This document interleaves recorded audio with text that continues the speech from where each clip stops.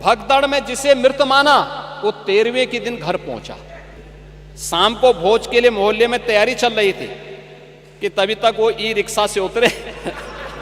भाई अब वहां आप जैसे महापुरुष कुछ रहे होंगे, वहां कैमरा लेकर खड़े रहे होंगे देखने के लिए कि अब इसके बाद लोगों के कमेंट लेंगे, लोगों से बुलवाएंगे कि देखिए साहब सरकार कोई व्यवस्था नहीं कर पाई हो गया। और तब तक वे स्वयं ही प्रत्यक्ष रूप से मूर्त रूप में प्रकट हो गए। उन्होंने कहा बे ये नमूनों पे विश्वास मत करो, ये झूठ के सौदागर हैं।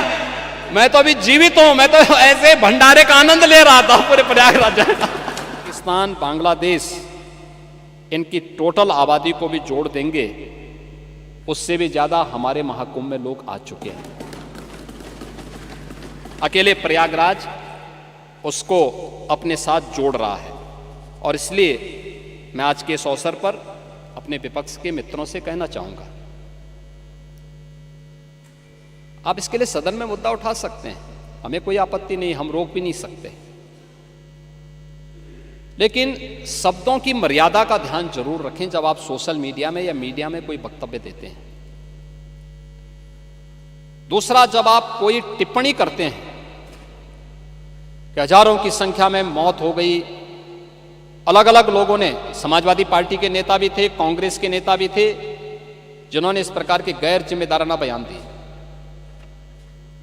हमें उन तथ्यों को देखना चाहिए जो मैं कह रहा हूं कि डिजिटल कुंभ जिनको आप मृतक बता रहे हैं, जिसमें एक प्रयागराज के महोदय, एक प्रयागराज के ही सज्जन हैं,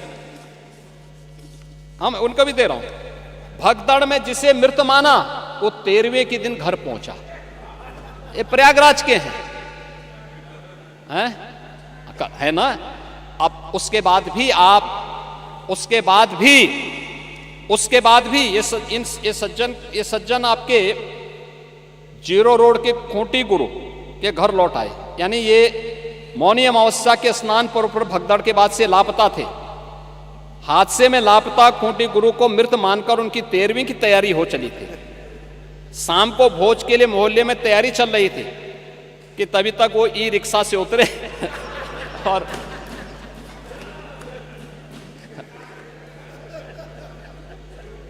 अब बताओ, ये दुष्प्रचार आप ही लोग कर रहे थे।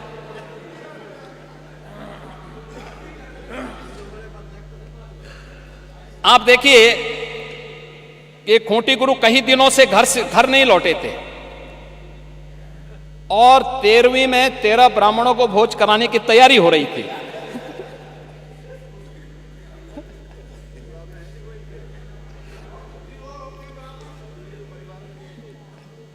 खूंटी गुरु ई रिक्शा से उतरे और उनको देखने के लिए पूरा आयोजन ही निरस्त करना पड़ा। फिर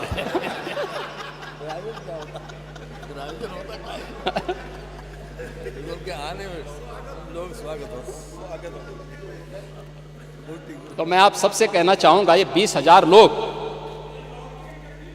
हैं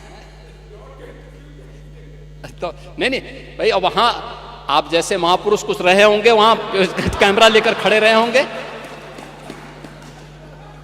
होंगे देखने के लिए कि अब इसके बाद लोगों के कमेंट लेंगे, लोगों से बुलवाएंगे कि देखिए साहब सरकार कोई व्यवस्था नहीं कर पाई हो गया। और तब तक वे स्वयं ही प्रत्यक्ष रूप से मूर्त रूप में प्रकट हो गए। उन्होंने कहा बे ये नमूनों पे विश्वास मत करो, ये झूठ के सौदागर हैं। मैं तो अभी जीवित हूं, मैं तो ऐसे भंडारे का आनंद ले रहा था पूरे प्रयागराज। तो मैं इसीलिए कह रहा हूं पांडे जी, मैं इसीलिए कह रहा हूं महाकुंभ में कोई भूखा नहीं रह सकता। और हिंदुस्तान का पेट इतना बड़ा है, हमारी तो परंपरा है। अब गुरुद्वारा में जाइए, किसी मठ में मंदिर में जाइए, लंगर फ्री में चलते हैं। कोई भी आएगा उसकी जाति नहीं पूछी जाती, पंथ नहीं पूछा जाता, क्षेत्र नहीं पूछा जाता, भाषा नहीं पूछा जाता। वो केवल इशारों से कर देगा। लोग सम्मानजनक ढंग से अतिथि मानकर उसका सम्मान करते हैं। ये भारत है। मान पूर्णा की हम पूजा करते हैं। आप क्यों भारत को बदनाम कर रहे हैं? मुझे अफसोस होता है, आप भाजपा से लड़ते लड़ते भारत से लड़ने लगते हैं। मैं एक वक्तव्य आपका दिखा रहा हूं, आपके समाजवादी पार्टी के अध्यक्ष का वक्तव्य है, और वो वक्तव्य है बहुत दुर्भाग्यपूर्ण वक्तव्य है। ये वक्तव्य है श्री अखिलेश यादव का। महोदय, उन्होंने कहा है कि हमारा देश कभी विकसित भारत नहीं बन सकता। ये देखो ना, ये क्या है? ये यानी एक राजनीतिक दल अपने देश के प्रति इतनी दुर्भावना रखता है, और इसलिए देश अब इस बात को कहने लग गया है कि अगर श्री राहुल गांधी की उपस्थिति भाजपा की जीत की गारंटी है, तो उत्तर प्रदेश में से अखिलेश यादव की उपस्थिति भाजपा की जीत की निश्चित गारंटी है।